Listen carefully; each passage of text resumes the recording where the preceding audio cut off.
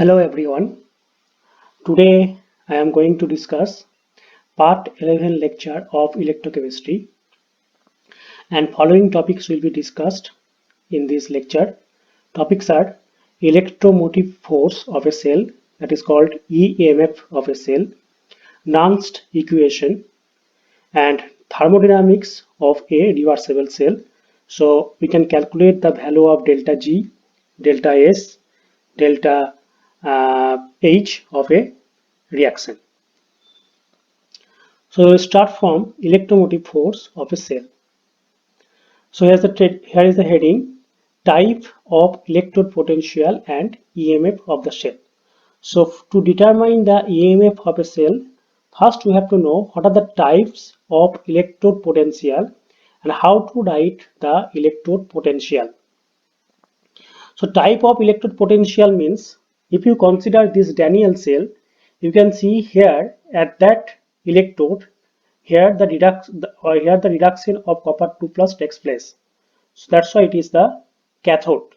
And at that electrode, zinc oxidizes to Zn2 plus. So here oxidation takes place. That's why there are two type of electrode potential.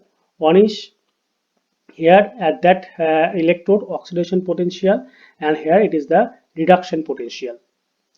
Now consider this reaction. This is Zn2 plus 2 electron, that occurs at that anode, and here you can see the oxidation potential will be written like this. So first you have to write E. E stands for electrode potential.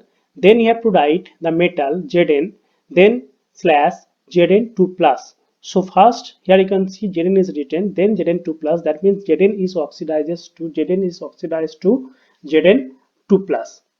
Okay, so this is the oxidation potential, and that is its notation.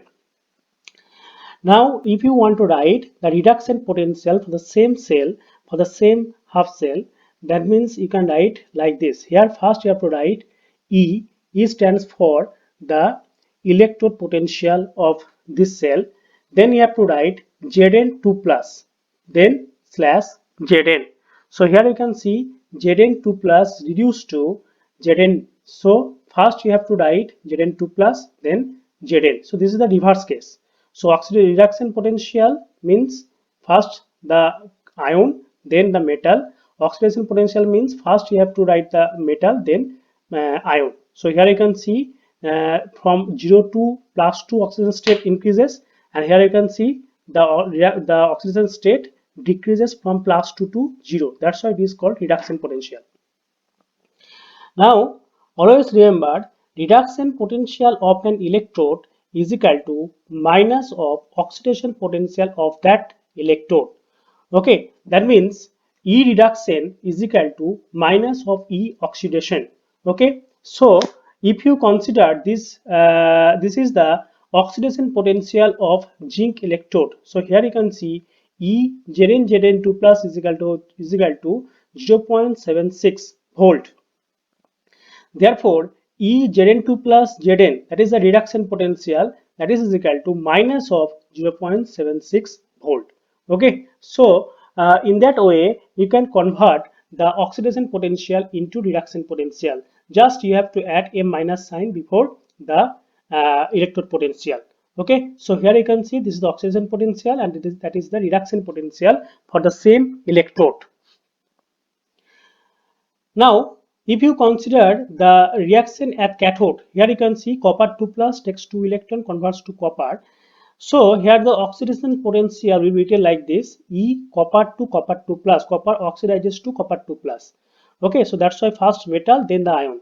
Here the reduction potential, again E copper 2 plus to copper. So here the oxidation state decreases. That's why it is the reduction potential. Okay.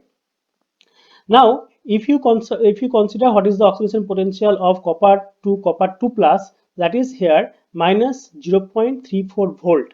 Okay, but the reduction potential will be 0.34 volt. Okay, so minus of minus 0.34, that is equal to 0.34 volt. Now you have to know what is the EMF of the cell. So always you know that the galvanic cell composed of two half cell, that is the oxidation half cell and that is the reduction half cell.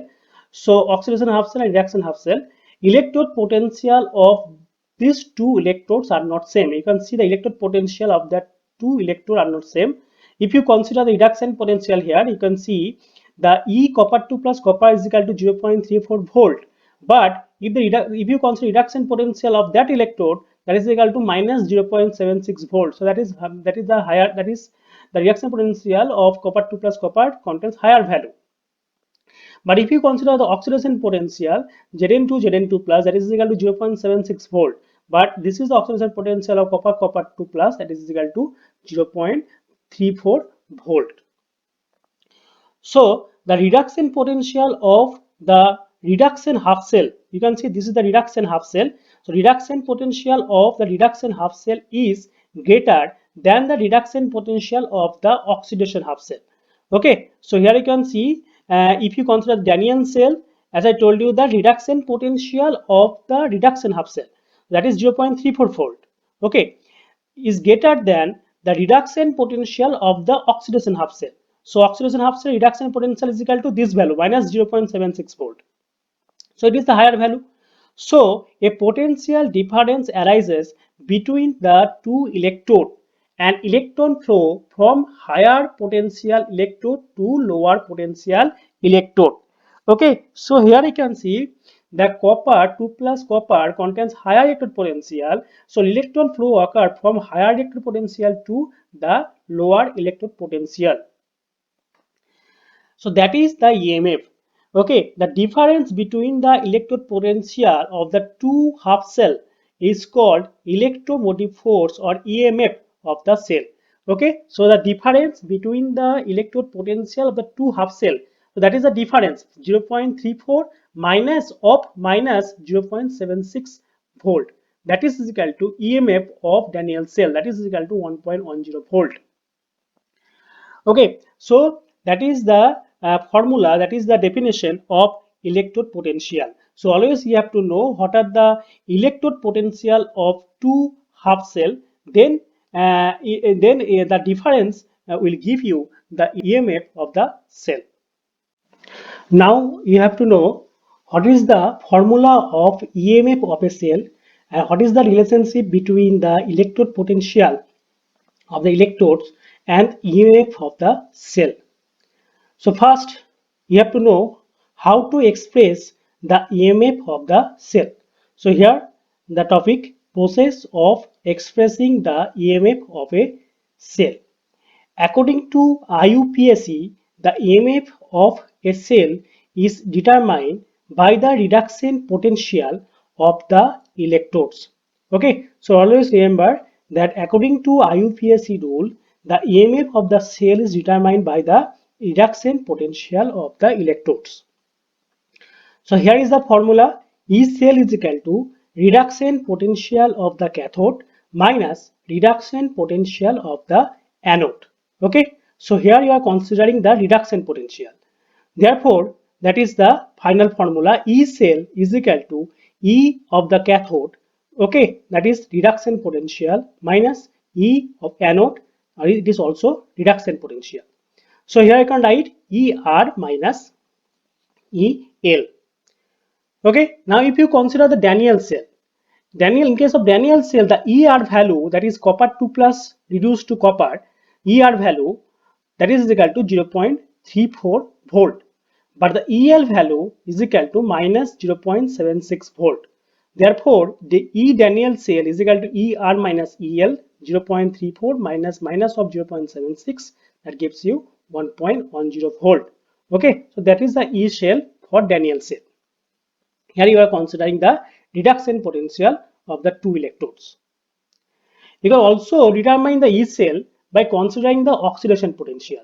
So here is the formula, oxidation E cell is equal to oxidation potential of the anode. Here first you have to consider the anode. The last case here you are considering the first cathode, but here you have to first consider the anode. Oxidation potential of the anode minus oxidation potential of the cathode. So here is the formula, E cell is equal to E anode oxidation potential minus E cathode oxidation potential. So here it is EL minus ER. Therefore, that is the formula, E Daniell cell is equal to EL minus ER. So here for left hand electrode, the oxidation potential is 0.76 volt. It is minus 0.76 because the reduction potential. But here it is the oxidation potential for the left hand electrode. So 0.76 minus of 0.34 volt. Okay, that also gives you 1.10 volt. So from that formula also you can calculate the value of E cell for a particular shell. Now always remember that formula. Use this formula. E cell is equal to ER minus EL, because in the question paper the reduction potential of the electrodes are given. Okay, so from that formula you can calculate the value of E cell for a particular cell reaction. Okay, and also another thing I want to mention here, you can see the reduction potential of copper is greater than the reduction potential of zinc. That's why copper gets reduced and zinc gets oxidized. So higher the reduction potential, higher will be the reduction. Okay, so that's why here copper 2 plus gets reduced to copper. Here you can see the oxidation potential of zinc is greater than the oxidation potential of copper. That's why zinc is oxidized but copper is reduced. Okay, so higher the oxidation potential, higher will be the oxidation, and higher the reduction potential, higher will be the reduction. Now you have to know what is the standard electron potential. Standard electrode potential is given by E0. Okay, so what is the definition? It is the electrode potential of an electrode determined with respect to standard hydrogen electrode under standard conditions. So here the electrode potential are determined with respect to standard hydrogen electrode. And also remember the conditions should be also standard. So what are the standard conditions? Number one molar concentration of each electrolyte in the solution. So the concentration of the electrolyte should be 1 molar. Number two, temperature should be 298 Kelvin. That means 25 degrees Celsius. And if you are considering gas, then the gas pressure will be 1 bar. So 1 bar pressure for each gas. These are three important points, and these points represents the standard conditions. Therefore, you can write E0 cell. E0 cell, that is a standard E0 value, that is equal to E0 of the cathode minus E0 of the anode. That is equal to E0 of R minus E0 of L. So that is the value of E0 cell. So from that formula, you can determine what is the value of E0, standard electrode potential of particular cell. Remember, the EMF of a cell depends on following factors. Number one, nature of the electrode. That means if you change the electrode, the EMF will change. Temperature, another important factor. If you change the temperature, also the EMF changes. And another important factor is that concentration of the ions of the electrolyte. Okay, so if you change the concentration of the electrolyte, also the EMF change. So okay, so this is the cell EMF and its formula, and what is the relationship between the cell EMF and electrode potential. Now you have to know Nernst equation and its derivation. So first consider that equation. Consider this is a redox reaction and that occurs in a particular cell. Here AA plus BB converts to CC plus DD. So capital A and capital B, these are the reactants, and capital C and capital D are the products. Now suppose N is the number of moles of electrons liberated at one electrode or taken up at the other electrode. That means N mole of electrons are passed from one electrode to other electrode. Now you know that 1 mole of electron carries 1 Faraday of electricity.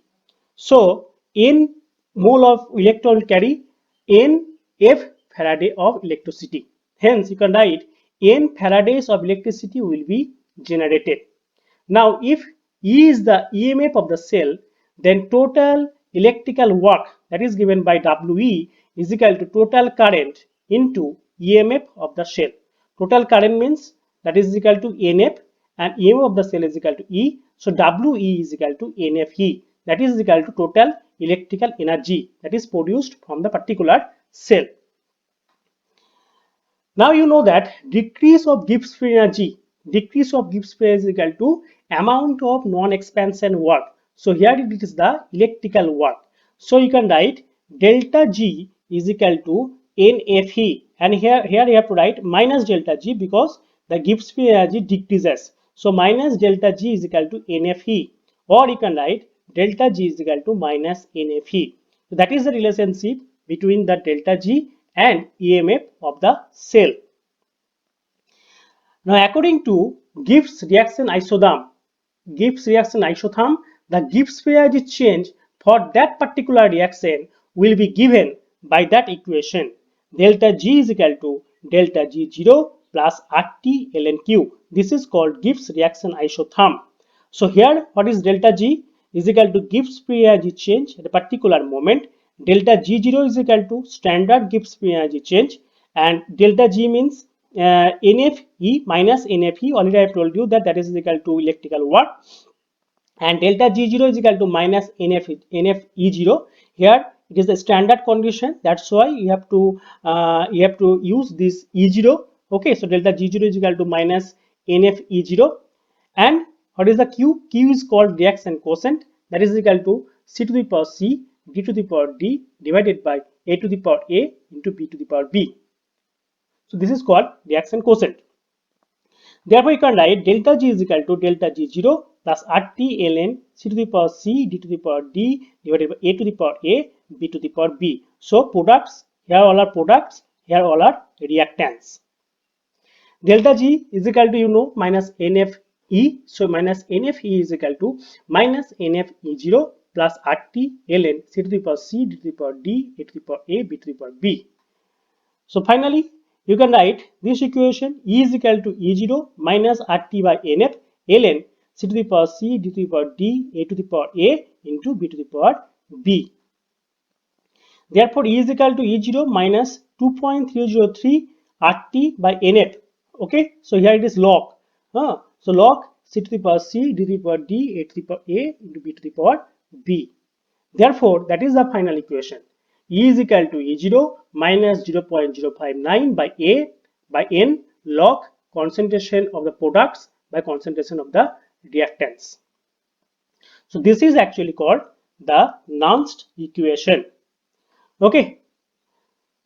Now you have to know what is the relationship between EMF of the cell and equilibrium constant for a particular reaction. So at equilibrium, you know the delta G Gibbs free energy change, delta G is equal to 0.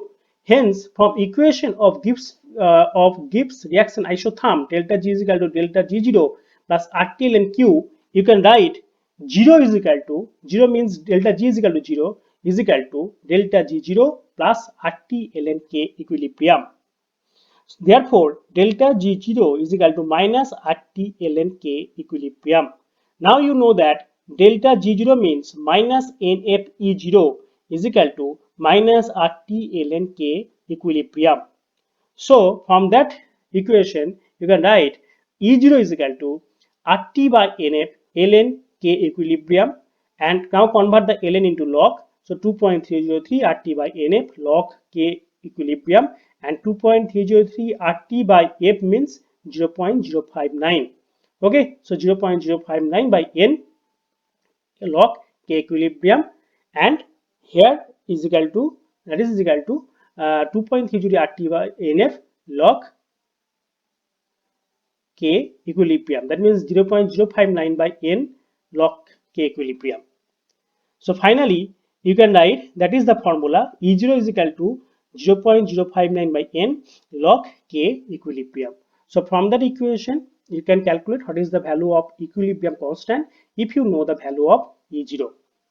You can also use that formula also. That means if you consider this equation, E0 is equal to RT by NF ln K equilibrium, then you can say that K equilibrium is equal to e to the power E0 e to the power NF E0 by RT. Okay, So that is value of K equilibrium. Now remember, N is equal to number of electron change. For example, if you consider the Daniell cell, here you can see Zn converts to Zn2 plus 2 electrons. So in that case, the value of N is equal to 2. So always remember, N is equal to number of electron change. Okay, so that is the Nernst equation. So first, that is the Nernst equation, and that is the relationship between the EMF of the shell and equilibrium constant. So from that formula, you can calculate what is the equilibrium constant for a particular cell reaction. Now you have to determine the value of delta G, value of delta S, and delta H for a particular cell reaction. Already I have told you that delta is equal to minus NFE. So from that equation, you can calculate the value of delta G for that cell. In that case, you have to know what is the value of E cell of that reaction. So if you calculate the value of E cell, then you can calculate the value of delta G. Now what is the importance of that equation? You can see if E greater than E cell greater than 0, E cell greater than 0 means what you can write, delta G is equal to negative. And you know that delta G negative means the reaction is spontaneous. So when E cell greater than 0, that means E cell is positive, then you can say delta G negative, reaction is spontaneous. But remember, if E cell is less than 0, that means if E cell is negative, then delta G positive, so reaction is non-spontaneous. So always you have to find what is the value of E cell. From that value, you can calculate the value of delta G, and then if you find that delta G is positive, then the reaction will be non-spontaneous. If E cell is equal to 0, then delta G is equal to 0 and reaction is at equilibrium. So these are 3 points you have to remember, and from that points you can say the reaction is spontaneous or it is non-spontaneous. Now you have to find what is the value of delta S and delta H. Now differentiating the above equation at constant pressure, you get that formula. D delta G by delta T at constant pressure is equal to minus NF dE by dt at constant pressure. Okay, so now you know delta S is equal to minus d delta G by dt at constant pressure. Now if you equal these two equation, what you can get, the value of delta S. So delta S is equal to NF dE by dt at constant pressure. Remember the pressure here constant. Okay, so delta S is equal to NF dE by dt, that is the formula of delta S. Okay, so from that formula you can calculate the value of delta S for a particular cell reaction. In that case, you have to know what is the value of dE by dt. Now we know delta H is equal to delta G plus T delta S. That is the formula of delta H. So from that equation, you can calculate the value of delta H. So delta G is equal to, you can write minus NFE, and T delta S, T into delta S. So NF dE by dt at constant pressure. So that's why NFT dE by dt at constant pressure. So finally, you can get this equation. Delta is equal to minus NFE plus NFT dE by dt at constant pressure.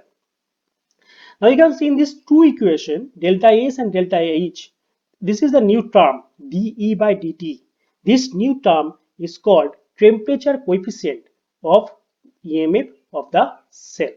Okay, so this is the new term dE by dt called temperature coefficient. Now you have to know what is the temperature dependence of EMF. Already I have mentioned you before that the EMF of the cell depends on temperature. Now, if we can write this equation like this, E cell is equal to minus delta H by NF plus T dE by dt at constant pressure. Now, what are the condition? The first case, here you can see if dE by dt at constant pressure is equal to 0, that means the EMF of the cell is temperature independent, not depends on the temperature. So in that case, electrical energy, and you know the electrical, already I have told you that electrical energy is equal to NFE. So electrical energy is equal to delta H of the reaction. That means from that equation you can see that dE by dt is equal to 0. So you can write delta is equal to minus NFE, and NFE is equal to electrical energy. So delta H is equal to NFE means electrical energy. That is the first condition.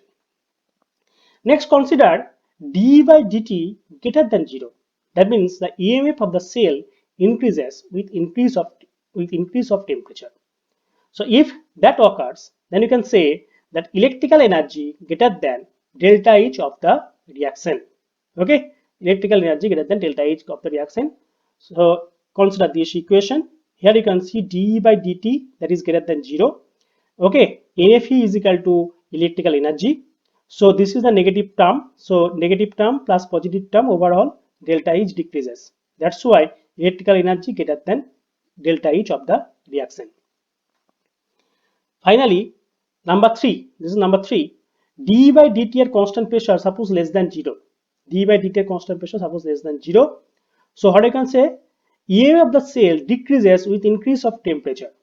Okay, this is the opposite case. Here the EMF of the cell decreases with increase of temperature. That's why this is a negative quantity. Okay, if it is negative, it is also negative. So overall the mode value of delta H increases. So delta H greater than the reaction greater than the electrical energy.